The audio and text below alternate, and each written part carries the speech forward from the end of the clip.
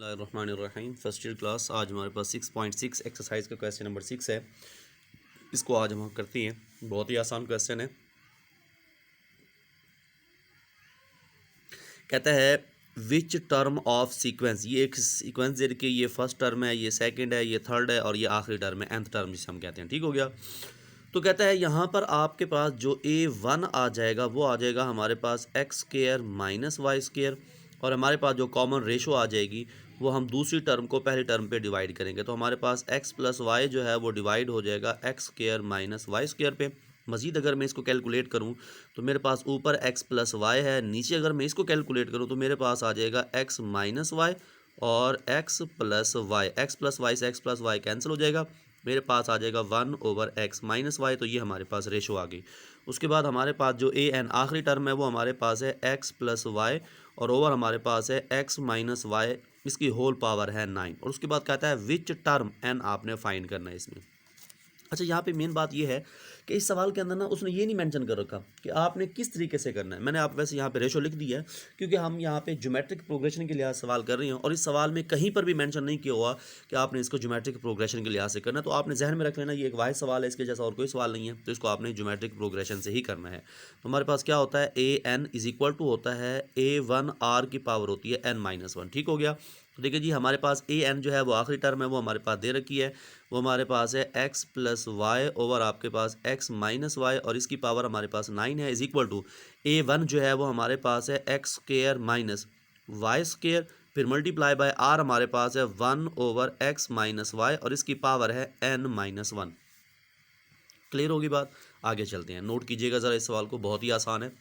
देखिए आपके पास यहाँ पर है x प्लस वाई ओवर आपके पास है x माइनस वाई और इसकी पावर है 9, फिर इज इक्वल टू आपके पास है x² माइनस y² है और फिर आपके पास 1/x माइनस वाई और इसकी पावर है n-1। मुझे n-1 चाहिए, मतलब n चाहिए। इसको मैं यहाँ से ख़त्म करता हूँ, यहाँ भी बटा कर देता हूँ x² माइनस y² और यहाँ भी बटा कर देता हूँ 1/x² माइनस, मतलब दोनों साइडों मैंने क्या कर दिया, इसको डिवाइड कर दिया। अब नोट करना, मेरे पास ये जो 1/x² माइनस y² है, क्या मैं इसको लिख सकता हूँ x माइनस वाई और x प्लस वाई। आगे मेरे पास क्या है, x प्लस वाई ओवर हमारे पास है x माइनस वाई और इसकी पावर है 9 इज इक्वल टू, आ जाए यहाँ पर है 1/x माइनस वाई और इसकी पावर है n-1।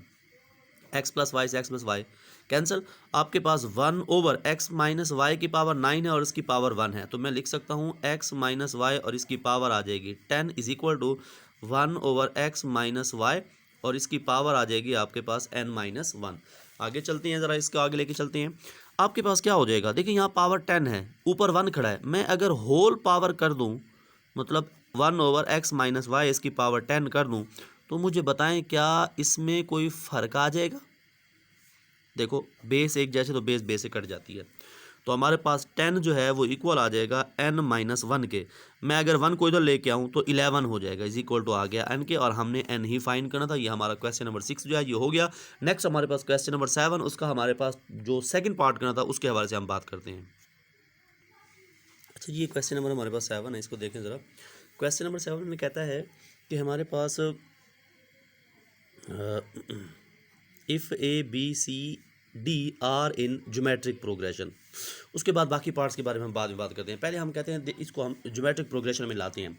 ज्योमेट्रिक प्रोग्रेशन में लाने का तरीकाकार ये है कि मैं इन तमाम टर्मों को ऐसा लिख सकता हूँ कि हमारे पास b बटा जो a है वो इक्वल है c बटा b के और d बटा c के।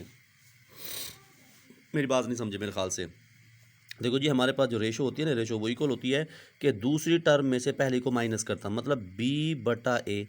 अब ये रेशो आ गई सेम, तीसरी में से दूसरी को माइनस करना, चौथी में से तीसरी को माइनस करना, ये तरीका कार होता है ना।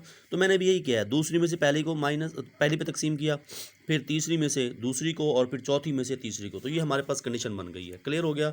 अब मैं इसकी 3 फॉर्म भी कन्वर्ट कर सकता हूँ। मतलब कैसे, मैं इसको भी ऐसे लिख सकता हूँ कि b बटा जो a है वो इक्वल है c बटा b के, और c बटा जो b है वो इक्वल है d बटा c के, और मेरे पास जो d बटा c है वो इक्वल है b बटा a के।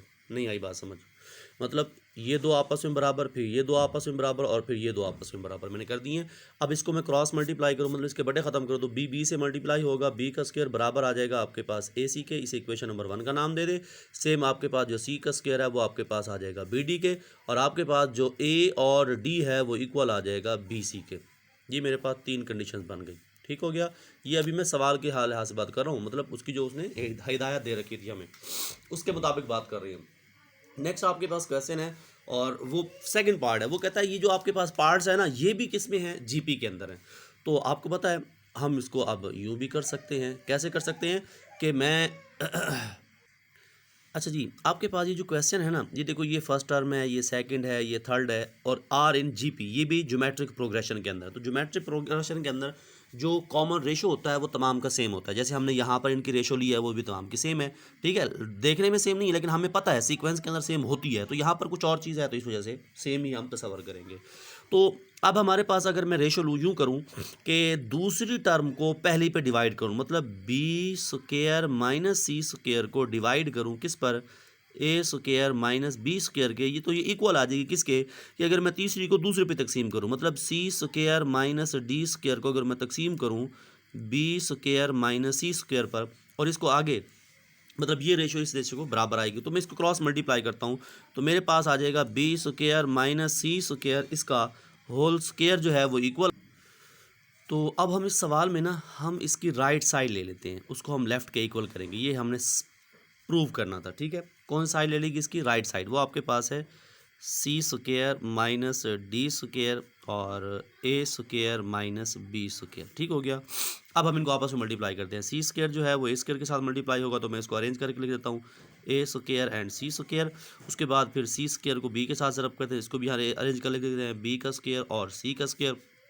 फिर डी को मल्टीप्लाई करते हैं तो आपके पास ए का स्क्वायर और डी का स्क्वायर, माइनस माइनस प्लस हो जाएगा, आपके पास आ जाएगा डी का स्क्वायर और फिर आ जाएगा आपके पास बी का स्क्वायर। क्लियर होगी बात। आगे चलते हैं। मेरे पास ए और सी का क्या मैं होल स्क्वायर लगा सकता हूँ, और बी और सी का भी होल स्क्वायर, और फिर माइनस ए और डी का भी होल स्क्वायर, प्लस बी और डी का भी होल स्क्वायर। कैसे, समझ आई बात की।